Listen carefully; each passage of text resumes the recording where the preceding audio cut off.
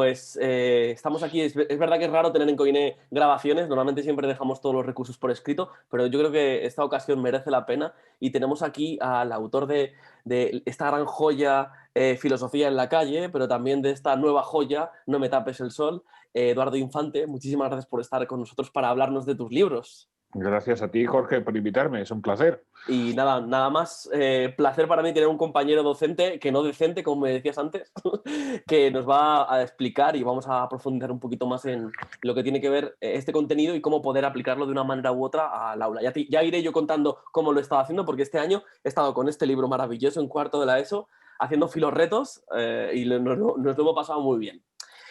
Bueno, Eduardo, me gustaría empezar por el libro de No me tapes el sol, porque, corrígeme si me equivoco, salió este año 2021, ¿verdad? Ujú, En la editorial Ariel, como el anterior. ujú. Y me gustaría hacerte algunas preguntas acerca del libro, un poco para que la gente conozca qué es. Porque este libro, ¿tú lo ubicarías también para secundaria o crees que sería mejor un contenido más para adultos o más de divulgación?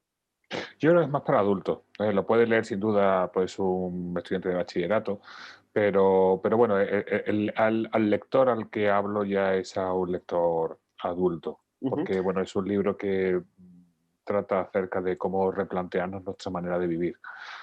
Vale. Y hablando de vivir y cómo el cinismo podría ayudarnos a vivir, ¿tú cómo darías una definición de cinismo? ¿Y tú crees que podría existir un cinismo, digámoslo así, perjudicial o no positivo para que una persona que lo practica? Claro, sin duda. Bueno, el cinismo es una escuela filosófica de la antigua Grecia, formada por lo que yo considero los auténticos seguidores de Sócrates. Platón fue el discípulo famoso, pero no fue el que realmente siguió la senda dejada por el maestro, ¿no? Porque los cínicos se atrevieron, al igual que Sócrates, a vivir una vida verdadera. Para el cínico no basta con decir la verdad, sino que sobre todo el filósofo debe vivir la verdad. Y los cínicos entendieron, al igual que Sócrates, que la filosofía no solo es una reflexión sobre la vida, sino sobre todo también es una vida reflexionada. Pero fíjate que el término cínico se ha desvirtuado hoy en día de una manera brutal, ¿no? El significado que recoge nuestro diccionario es el de una persona que actúa con falsedad y desvergüenza totalmente descarada, ¿no? Los de antes, los cínicos buenos, eran también unos desvergonzados, pero curiosamente para decirle la verdad al poderoso, al tirano, a la cara, sin ningún tipo de miedo. Los de ahora, bueno, lo son, pero para decir la mentira, para engañar, para manipular, ¿no? Y yo lo que defiendo en el libro es que nuestro mundo creo que recuperaría la decencia si tuviéramos los arrestos morales para abandonar el cinismo, el actual, y recuperásemos el cinismo antiguo. Todo lo que debe conocerse puede ser conocido por el hombre sencillo. Las palabras de Antístenes son una respuesta directa al letrero de Platón y al intento de hacer de la filosofía una actividad intelectual elitista de valores occidentales ociosos. A diferencia del idealismo platónico, el cinismo es una filosofía práctica, no una teorización abstracta, a la que está invitando a todo el mundo que se atreva a pensar la vida y a vivir el pensamiento. Porque esta apropiación de cómo era un cínico antes, ahora es verdad que nos parece evidente, ¿no? Como una persona falsa o hipócrita. Pero entonces, ¿cómo sería un cínico antes y cómo debería ser ahora si Ujú. reapropiáramos el término de cinismo? Pues el cínico de antes apostó por un estilo de vida muy contracultural, un estilo de vida natural, sencillo y sobre todo absolutamente libre. El cinismo fue una filosofía, como te decía, contracultural, pero también contraoficial y contraacadémica. Los antiguos cínicos consideraron que el estilo de vida socialmente aceptado no conducía en absoluto a la felicidad ni a la plenitud humana, sino hacia diferentes formas de esclavitud y de alienación. Por eso se apartaron de la manada y se atrevieron a llevar vidas auténticas. El cínico de ahora, yo creo que como el de antes, debería atreverse a ser un, como decía Nietzsche, un héroe filosófico. Esto es, a cuestionar la opinión mayoritaria, la tradición, las modas, las normas sociales y las costumbres. Y atreverse a transgredir todas aquellas que nos conducen hacia la irracionalidad, la estupidez o la injusticia. Como suelo decir a mis alumnos, que 1 millón de moscas coman mierda no hacen a la mierda algo deseable. Eh, el cinismo ha de ser la conciencia crítica de la sociedad. Debe ser el espejo en el que ver reflejadas nuestras contradicciones, nuestras estupideces y también nuestras corrupciones. Entonces, a día de hoy se podría ser un cínico. O cómo podrían ser estos atributos de un cínico actual, ¿no? El cínico del que tú defiendes, intentando eliminar estos falsos atributos que ha dado la sociedad. ¿Cuáles serían sus características? Bueno, pues el principal atributo y también el emblema del cínico es el perro. De hecho, cínico en griego significa eso, perruno o relativo al perro. Los cínicos eligieron el emblema del perro porque creían que los perros saben vivir mejor que muchas personas. La vida del cínico es una vida perra, es decir, una vida natural, sencilla y noble, que no conoce la hipocresía, ni las modas, ni las convenciones sociales. No respeta el poder, ni respeta la fama. El cinismo es una escuela filosófica para todos aquellos que, como yo, cuanto más conocen a los hombres, más quieren a su perro. Un cínico vive como un perro, en la ciudad de los hombres, pero conculcando la conducta gregaria. El cínico estudia el comportamiento natural del perro y aprende de él cómo sobrevivir en la sociedad humana. Un perro no venera los espacios sagrados, orina sobre las estatuas de los dioses, duerme en los pórticos de los templos y roba la comida que las personas devotas dejan como ofrenda. Porque además tu perro se llama Nietzsche, ¿verdad? Efectivamente, es un animal que se encuentra más allá del bien y del mal. Y se está haciendo famoso también en redes sociales. Bueno, es verdad que también en el libro haces un repaso por la historia de los grandes cínicos, pero hay una cosa que me parece especialmente interesante y es cómo vas vinculando el cinismo o los movimientos cínicos a otros diferentes movimientos. En este Ujú. caso, por ejemplo, el punk o el punk. ¿En qué se parece el punk? ¿Sería el pop lo más cerca que tenemos de la autoayuda? ¿O cómo sería esta analogía? Qué bueno eso que acabas de decir al final, ¿no? Sí, sí, vamos, el punk, si te fijas, fue también un movimiento contracultural que desde mi punto de vista rescató y actualizó los postulados existenciales del cinismo, en este caso a golpe de guitarra amplificada, ¿no? El punk ha conservado algunos de los principios centrales del cinismo, especialmente la franqueza en el hablar, la franqueza de palabra y la desvergüenza ante el poder, ¿no?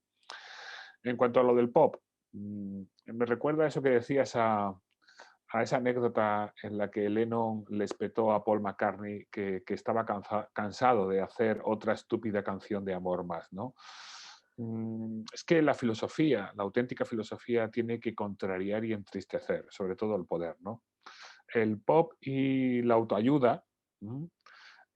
Pueden terminar siendo un producto de la industria cultural cuyo fin, curiosamente, es el de justificar el estilo de vida y los valores que promueven el sistema. Eso la filosofía no lo puede hacer en ningún sentido. El objetivo del cínico era el de destruir la sociedad tradicional autoritaria y, para conseguirlo, atacó su cimiento, la familia. Es en el entorno familiar donde se asimila y se transmiten los valores, las creencias y las opiniones que reproducen estructuras de sometimiento. Los cínicos intentaron demoler este edificio cultural para construir sobre él el solar, dejando una nueva sociedad en la que los seres humanos pudieran desarrollarse, vivir en armonía con la naturaleza. Tenemos que ser irreverentes si queremos ser cínicos, pero también tenemos que ir contra el poder, sobre todo en todas aquellas cosas que el poder justifica, aunque son injustas. Sería un poco esto, ¿no? Sí, exacto, exacto, Y lo has creo que dicho no, muy bien. creo que no hay nada mejor que aprender de los cínicos que esto. Y además, como nos estabas diciendo muy bien, el no seguir ciertas normas, sobre todo a aspirar a ser unos inconformistas, ¿no? Entonces, esta última pregunta te quería hacer acerca del libro, porque también me gustaría hablar contigo del otro. Tiene que ir por ahí. Es cómo nos ayuda como sociedad no seguir normas. Como dices en el libro, entre comillas, mear en los dioses y no aspirar, entre comillas, como tú dices, a la decencia. No, tenemos que Ujú. ser indecentes. ¿Es la decencia un espacio para el aburrimiento, para el conformismo? ¿Para qué? Es que deberíamos aspirar a ser hombres buenos, no hombres decentes, que no es exactamente lo mismo, ¿eh? Em, El cínico mira al perro. El perro nos enseña a vivir conforme a la naturaleza. ¿Y cuál es nuestra naturaleza? Pues la de animales racionales. Eso es lo que somos. Eso significa ser humano. Y nada va más en contra de nuestra propia naturaleza que vivir estúpidamente. Lo natural en el perro es seguir el instinto y lo natural en el hombre es seguir la razón, no las convenciones sociales, las tradiciones o las modas. La razón es el dispositivo natural para determinar qué es lo bueno para el ser humano, que es aquello que realmente despliega todas nuestras capacidades y todas nuestras potencialidades, ¿no? Por tanto, el cínico lo que nos invita es a recuperar la razón frente a la conducta gregaria. El cínico es un ilustrado. Ser un cínico es atreverse a pensar por uno mismo, es tener voluntad propia. En el fondo, tener el coraje de superar la domesticación. Menudo concepto, terminamos aquí con la primera parte, domesticación. Si nos atreviésemos a abandonar el consumo de loto y a emprender una vida auténtica y buena, las virtudes cínicas podrían ayudarnos a vencer las distracciones, las dificultades, las tentaciones, los peligros y las pruebas que encontramos en el camino, en la misma medida que ayudaron a Heracles. Pero el poder del loto es tan excesivo y tiránico en nuestros días que en las actuales plazas tal vez debíamos alzar columnas con imágenes de perros, como las que los ciudadanos de Corinto erigieron a Diógenes, para que el cínico vuelva a iluminar nuestra existencia con el farol de su filosofía e instarnos a retomar la búsqueda. Vale, me quedaría hablando más tiempo contigo, pero quiero también que el resto de gente, y sobre todo docentes que nos escuchan o nos ven de todas las partes del mundo, conozcan y vean qué es filosofía en la calle, porque yo particularmente lo he trabajado este año, sé que este libro tiene algunos años más, sin embargo este año se me había ocurrido trabajarlo en cuarto de la ESO con alumnos de 14 y 15 años y trabajarlo y ha funcionado muy bien y tengo muchísimas cosas buenas que decirte de él, como que hemos practicado cada filorreto con diferentes prácticas, por ejemplo, mapas mentales, resúmenes, pero también videoblogs, hemos hecho un teatrillo con el amor, con Marco Aurelio y Nietzsche, es decir, hacer retos nos ha ayudado a llevar a la filosofía a otro nivel. Me gustaría preguntarte, porque tengo curiosidad y me muero por saberlo, ¿cómo se te ocurrió este título, el de Filosofía en la calle? Pues a raíz de una anécdota que cuento en la introducción, algo que sucedió aproximadamente hace casi 20 años, ¿no?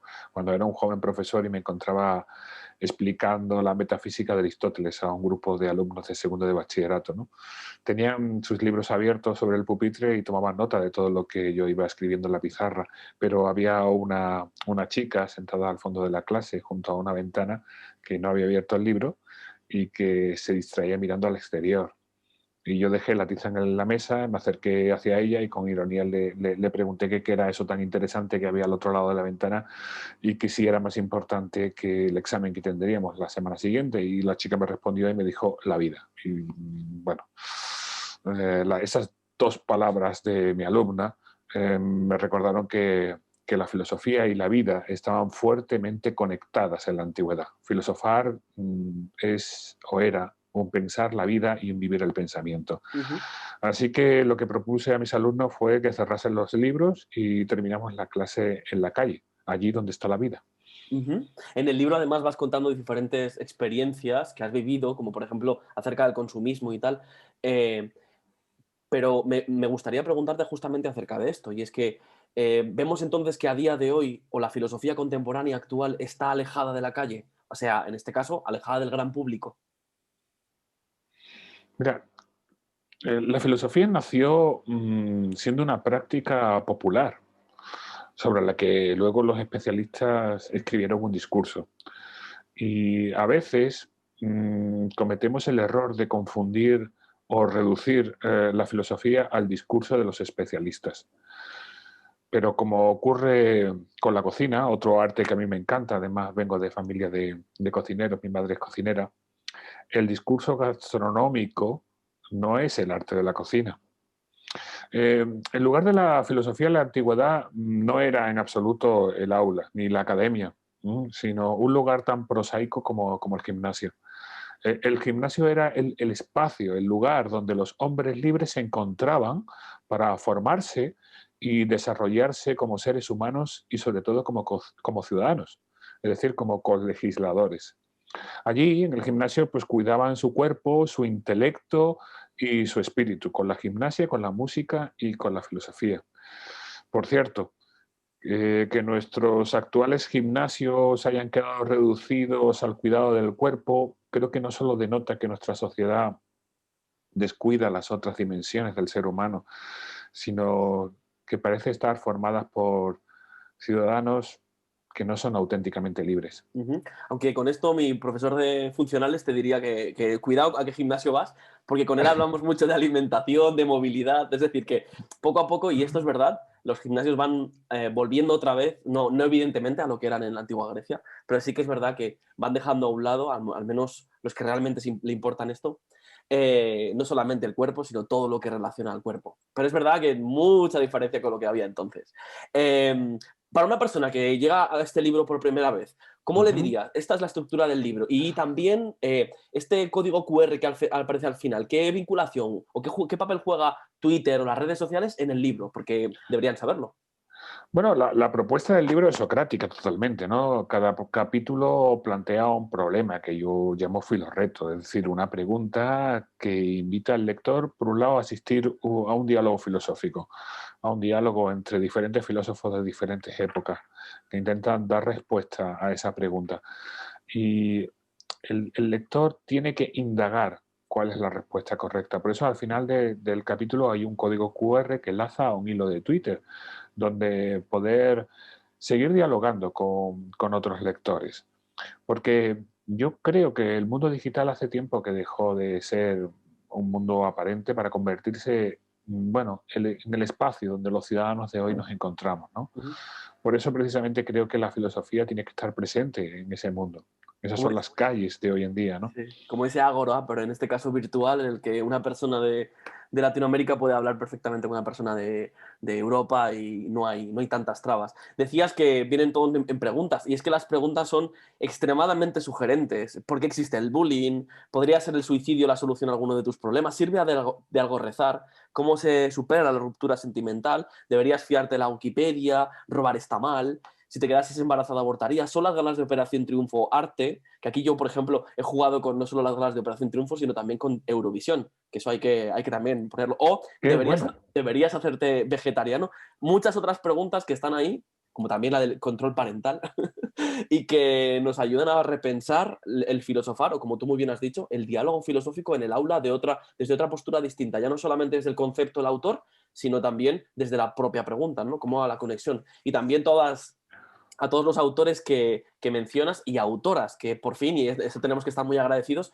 porque vas mencionando a autoras y vamos a darlos a conocer ya poco a poco, al menos en los cursos, de los primeros cursos. Y también que tienes, y esto hay que mencionarlo, una gran cantidad de películas para, entre comillas, pensar con los ojos. ¿Esta idea se te ocurrió a ti? ¿Eres cinéfilo? ¿Te gusta de siempre el cine? ¿O viste que la filosofía tiene siempre algo de conexión con lo cinematográfico? Pues sí, soy cinéfilo y me viene de madre. Desde pequeño yo creo que mi madre me transmitió el amor a los libros y también el amor al cine.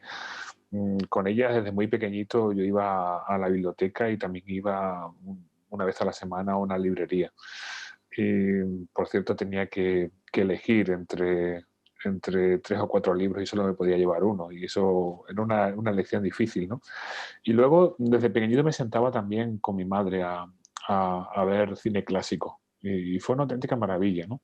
Y algo que hacía mi madre al terminar una película y al terminar de leer juntos algún libro, siempre me preguntaba, ¿qué te ha hecho pensar o qué te ha hecho sentir?